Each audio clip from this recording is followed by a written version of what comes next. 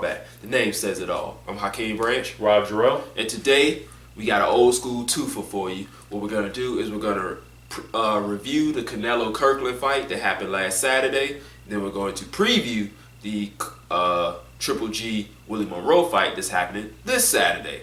Now, those of you that are regulars to the channel, you guys probably saw that we did not post a preview video for Canelo and Kirkland. It is there. What I'm going to do is I'm going to put it down in the link in the description box so you can watch it. But fair warning, I had my daughter with me, and she's an infant, and she wanted to play with Rob's keys during the video. So if you have kids as well, you could probably just be like, oh yeah, that's a kid, tune that out. If you don't have kids, it can be kind of distracting. So I apologize in advance. But go ahead and watch it anyway because it's some good information. Now, as far as a recap, take it away, Rob. All right, so in the first video, which hopefully you'll click on the link and see, is we talked about could Canelo weather the storm that Kirkland would bring? Did Kirkland pick up any new skills and wrinkles in his game that he said he hadn't had since he was with Ann Wolfe, and he switched from Ann Wolfe to Rick Moronis? Yes. And will the 13-month layoff affect his ability to bring the fight to Canelo? All those were answered in 3 rounds. What do we know from Canelo? He's a sharpshooter. He's an explosive puncher. Actually, we found out he has a really good chin. And he knocked him out because we said if James Kirkland does not make it out of the first 3 or 4 rounds, yeah, it was a wrap. He made it to the 3rd round. And to be honest, if you ask me, I didn't see any new wrinkles in his game. No. At that point, I was like, and I'm thinking to myself, yeah, you probably should have stayed with Ann Wolfe. He got knocked down in the 3rd round after being knocked down in the 1st and the 2nd round. No, the first round, once in the 1st round, twice in the 3rd round. Twice. Well, it doesn't matter. He got knocked down. Punch out style. Yeah, I mean the 360 spin is nothing to sneeze at. But it was the same thing. We knew Kirkland was there to be hit. Canelo was there to be hit, but he just had more on his punches. Yep. He was sharper with his punches. Yep. And let's face it, Kirkland was there to be hit. It was very little defense, which he was supposed to be working on over the course of those 13 months. Right. And honestly, I don't think Ann Wolfe would have been able to save him from that ass whooping that he got. I mean, she gets him in great shape and all that stuff, but like he said himself and Rob just said, he left to shore up his defense. So whether he was with Ann Wolfe or not, that defense was still going to be suspect. And Canelo was able to punch in between of his wider shots. Once he started throwing punches, he squared up and stopped moving his head. He had some okay head movement when he was trying to get inside, but once he got there and began to exchange with Canelo, he stopped moving his head, stopped trying to get angles for his punches, and just squared up and started winging punches. Not a good idea against a sharpshooter, as he found out very quickly. That on top of having a cold chin to begin with, because you see him drop early in several fights, and being off for a long time, and not being hit by somebody like Canelo.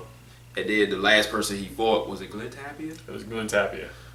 You go from Glenn Tapia to Saul Alvarez. The best 150-pound fighter in the world.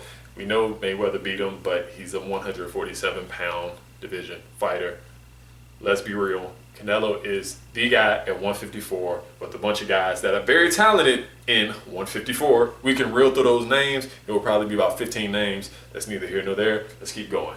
Yes, that's really it for that one. What's next? Canelo's trying to get a fight with Kirkland. Kirkland. Cotto, sorry. But that is dependent upon the Gill. Yeah. Because Cotto's fighting Daniel Gill in June. Month. Which he'll win. He should win. Gill's a tough dude. Not as skilled as Cotto, not as athletic as Cotto. Doesn't have the jab or the hook or the body punching of Cotto. But Gill has also been in there with one of the hardest hitter pound for pound. Yeah. Which brings us to the next fight, which is Gennady Golovkin versus Willie Monroe Jr. Now, in this fight, we have Golovkin. He's on what, like a 19-fight knockout streak? The dude has like a 90% KO ratio. Yeah. But like he's knocked out the last, it's either 19 or 20 straight opponents. Right. I just got out the car and walked in and started filming. I had it in my head. I forgot it. I looked it up. Anyway, he knocks people out a lot. And Willie Monroe, this is something I really want you guys to take note of. Even in his last fight, he always fights people that move. You never hear Gennady Golovkin complain about somebody running. Why? Because he knows how to cut off the ring. Abel Sanchez does a great job with training Golovkin. Now, he's of Olympic pedigree, gold medal if I'm not mistaken. Mm-hmm. So you know he knows the basics, but having a guy as knowledgeable and as good a trainer as Abel Sanchez in there to take what he already knows and just make it that much better is a big thing. No, he's not the most athletic guy. He's not the fastest guy, but his technical prowess, whether cutting off the ring, shooting a jab, placing his punches, doesn't have the greatest head movement, but he has an extremely durable chin. Yeah. And we've seen that in the fights versus Kurt Stevens and Rubio. Yeah, he got some shots from Rubio. Which brings us to this one. Willie Monroe is a decent puncher. Actually a pretty good puncher. And he won the Boxino tournament. But you don't go from Boxino to fighting arguably the number one fighter at that division and probably a top 5 pound for pound, depending on who you talk to. Yeah. The real thing is, how long can he last? I'm going to give him 6 rounds. I'm not so optimistic. I'm going to give him 5 because I've seen what he's done. You don't have some trouble with Brian Vera and think you're going to go in there with Gennady Golovkin.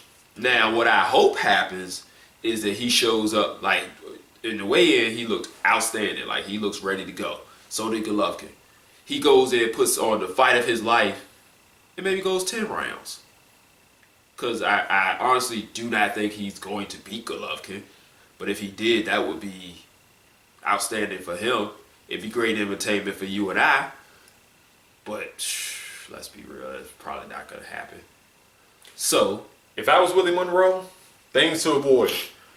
Don't punch with Golovkin at all. We've seen what happens when you punch with Golovkin. Yeah.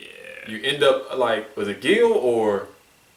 I know he got hit, Golovkin got hit first and he hit him and... I think it was Daniel Gill. It was Daniel Gill. They punched. Yeah. It was like what was it, a left, right versus a left? No, I think it was 2 right hands. He ate a right hand and landed the right hand. Yeah, right. You don't punch with Golovkin. Somehow, some way, you make your punches count. You make it sharp. Even if you have to throw 1 or 2 at a time, you better put something on it because he has to feel it. He has to make him think twice if you can. 2, use your footwork. The guy cuts off the ring extremely well. I hate to say this, don't run, just circle him and stay out of his punching range, which he can actually punch from the outside mid-range. And have we seen him punch in the phone booth? I want to say we have. Who? Golovkin? Oh yeah, he has a great all-around game. What Monroe needs to do is turn him and then fire. That's something that a lot of boxers don't do these days. Mayweather tried it a little bit with Manny Pacquiao, but even he didn't try it that much. Like, when you get someone out of position and they have to turn and reset in order to find you again, they need to be welcomed with punches. And because you got to make them miss. What I've noticed in sparring in his punch, and what's his name? He throws extremely hard punches. Some of it is basically good technique. Yeah, Golovkin throws very hard punches. Some are just great technique. But he does kind of load up on them too. Yeah.